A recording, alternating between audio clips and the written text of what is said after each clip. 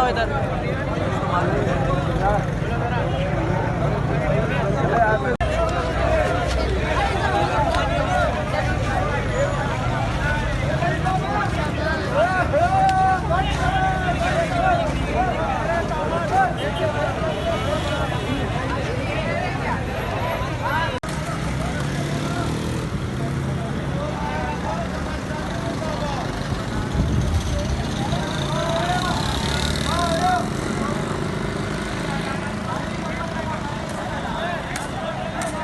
करके यहाँ पर खुलने देते रहे।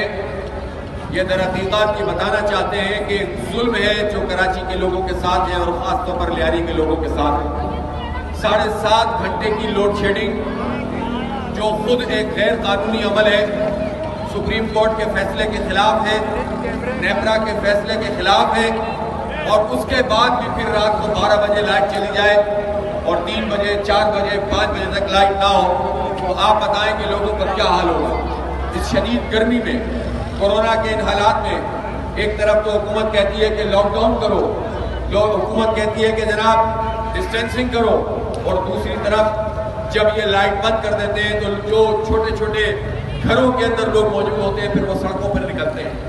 क्या करें, ना दिन में सुकून है ना रात में सुकून है।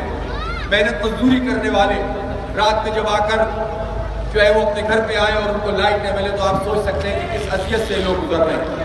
लेकिन के इलेक्ट्रिक के जो इतना बड़ा माफिया है कि 16 साल से हमारा KESE प्राइवेटाइज हुआ और 16 साल में इन्होंने कराची की जो जरूरत थी वो पूरी नहीं की, लूट मार खूब की है। तांबे के तार इन्होंने बेचे हैं, इसीलिए इनको क्या कहते हैं।